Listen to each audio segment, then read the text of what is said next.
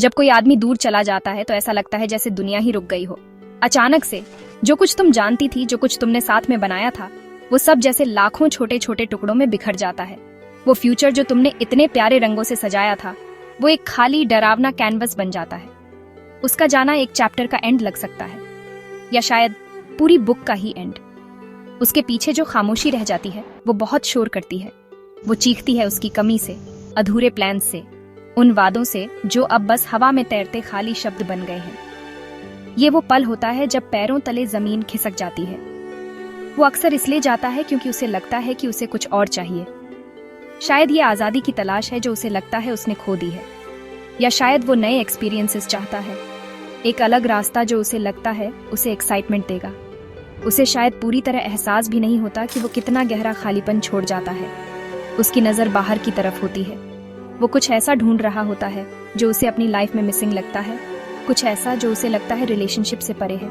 वो दूर चला जाता है, शायद ये सोचकर कि ये उसकी अपनी ग्रोथ की तरफ एक कदम है या एक ज़रूरी बदलाव, बिना ये देखे कि उसके पीछे कितनी तबाही मची है।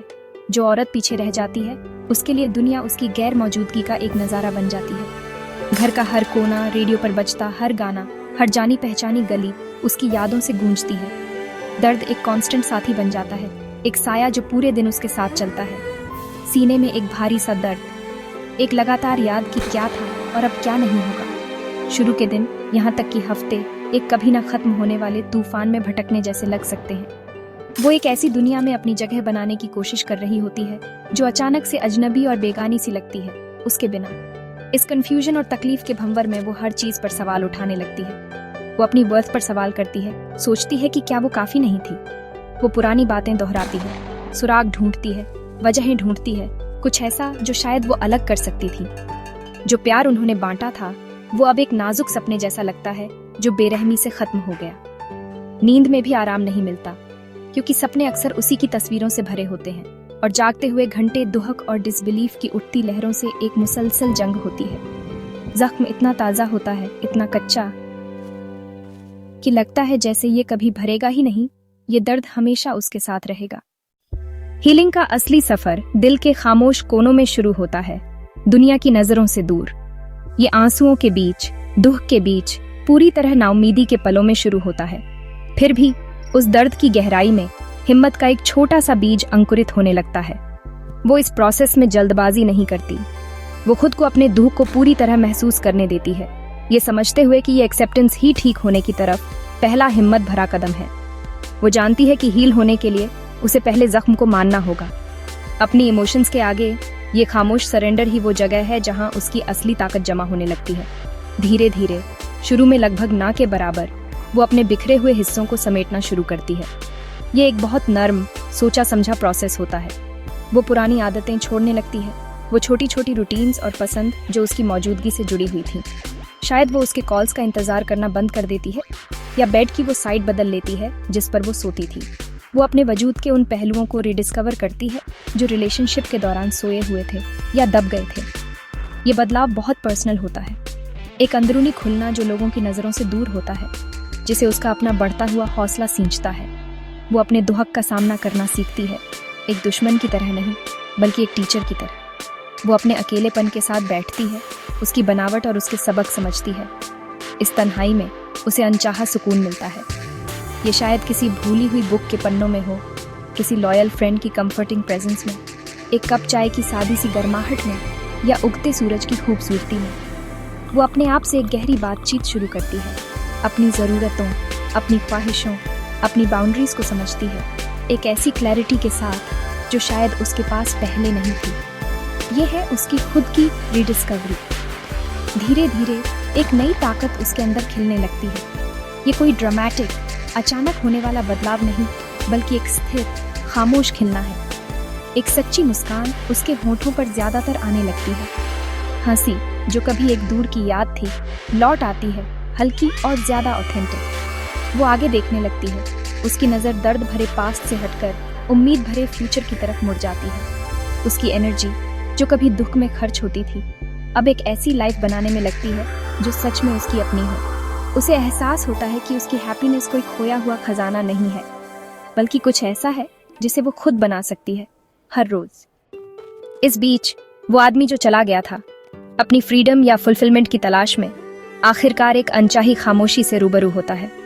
उसके नए रास्ते का शुरुआती थ्रिल शायद कम होने लगता है, जिसकी जगह एक हल्की सी अंदर ही अंदर कचोटने वाली एम्प्टीनेस ले लेती है।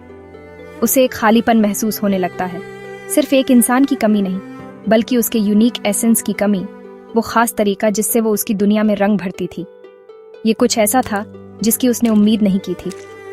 उसने सोचा था कि वो किसी चीज की तरफ बढ़ रहा है, लेकिन अब उसे लगता है कि जहां वो खड़ा है वहां कुछ बहुत जरूरी चीज मिसिंग है। उसकी खामोशी, जो कभी शायद एक रिलीफ थी या जिस पर ध्यान नहीं गया, अब गहरी होने लगती है। उसके मैसेजेस का ना आना, उसके कॉल्स का ना आना, उसकी वो बिन कही ज़रूरतें समझने की खूबी, उसकी डेली लाइफ में एक गूंज पैदा करने लगती है। उसकी हंसी की यादें, मुश्किल वक्त में उसका अटूट सपोर्ट, उसकी प्रेजेंस का वो सादा सा कंफर्ट, ये सब यादें उभरने लगती हैं, अब दूर या धुंधली नहीं, बल्कि साफ और दिल को छूने वाली। उसे याद आता है कि वो कैसे सुनती थी, वो कैसे उसे देखती थी, प्यार के वो छोटे छोटे जेस्चर्स जिन्हें शायद उसने फॉर ग्रांटेड ले लिया था। इन यादों का अब एक अलग वजन होता है। उसे एहसास होने लगता है कि बदलाव सिर्फ उसके जाने के बारे में नहीं था।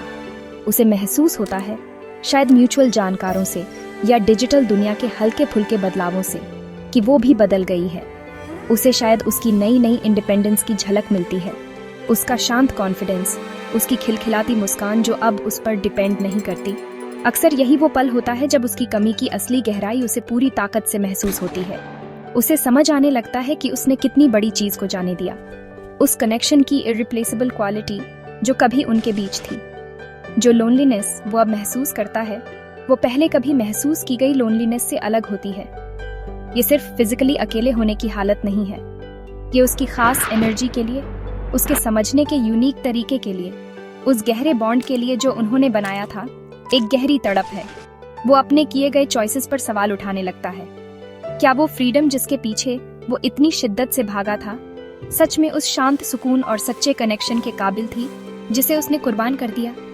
उसकी तरफ से खामोशी अब सिर्फ खामोशी नहीं है, ये उसके आगे बढ़ने का एक पावरफुल स्टेटमेंट है। उसके बिना ये एक आम कहानी है कि मर्द अक्सर लौट आते हैं, वो वापस रास्ता ढूंढ ही लेते हैं, कभी जब उनके जाने की धूल बैठ जाती है, कभी बहुत बाद में। वो कई रीजन से खींचे चले आते हैं, शायद पछतावे की तेज चुभन, उसकी असली कीमत का एहसास, या साथ बिताई यादों का जबरदस्त खिंचाव। कभी कभी वो उस औरत से इंट्रीगेड होते हैं जो वो उसकी गैर मौजूदगी में बन गई है, ज्यादा स्ट्रॉन्ग और सेल्फ एश्योर्ड। उसका लौटना अक्सर इस बात का सबूत होता है कि उसने उसकी लाइफ पर एक ऐसा गहरा निशान छोड़ा है, एक ऐसा निशान जिसे वो मिटा नहीं सका। हालांकि जिस औरत के पास वो लौटना चाहता है, वो अब वो नहीं रही जिसे उसने पीछे छोड़ा था। उसने अपने दुहक के तूफानी समंदर को पार किया है और गहरी स्ट्रेंथ और सेल्फ अवेयरनेस के किनारे पर आ खड़ी हुई है। वो अब सेल्फ रिलायंट है, उसका कॉन्फिडेंस उसके अपने वजूद में गहराई से जड़ें जमा चुका है। उसकी हैप्पीनेस अब कोई नाजुक चीज नहीं है जो उसकी प्रेजेंस या वैलिडेशन पर डिपेंड करे। उसने अपना खुद का बैलेंस, अपना अटूट सेंटर ढूंढ लिया है। उसने बड़ी मेहनत से अपनी दुनिया फिर से बनाई है और इस नई दुनिया में वो अपनी जॉय की आर्किटेक्ट खुद है। वो शायद उससे शांत कंपोजर के साथ मिले, यहाँ तक कि नर्म दिली से भी, लेकिन वो बेचैन तड़प जो कभी उसके लिए उसकी फीलिंग्स की पहचान थी, अब जा चुकी है। उसका दिल जो कभी टूटा था, अब हील होकर ज्यादा रेजिलिएंट, ज्यादा समझदार बन गया है। उसकी दुनिया उनके पास्ट रिलेशनशिप की हदों से बहुत आगे निकल चुकी है। उसने नए इंटरेस्ट्स बनाए हैं, दूसरे कनेक्शंस को सींचा है और एक ऐसी लाइफ बनाई है जहां वो प्रोटैगनिस्ट है, सिर्फ एक सपोर्टिंग कैरेक्टर नहीं जो उसके लौटने का इंतजार कर रही हो। वो अब अपनी वैल्यू समझती है, एक ऐसी वैल्यू जो उसके प्यार से तय नहीं होती। उसकी असली स्ट्रेंथ, उसकी सच्ची जीत उसके वापस आने के डिसीजन में नहीं है, बल्कि उसकी अपनी ग्रोथ के असाधारण सफर में है। ये उस अटूट सेल्फ लव में मिलती है जो उसने अपने अंदर जगाया है, उस मजबूत पीस में जो उसने अपने अंदर खोजी है। चाहे वो रुकने का फैसला करे या उसका लौटना बस एक छोटा सा चैप्टर हो, उसकी बुनियाद अब सॉलिड है, उसके अपने हाथों से बनी हुई। उसकी हैप्पीनेस उसकी अपनी क्रिएशन है, एक चमकती हुई रोशनी जो अंदर से निकलती है। ये गहरा सेल्फ पोजेशन ही उसकी असली पावर है, उसकी सबसे खूबसूरत जीत।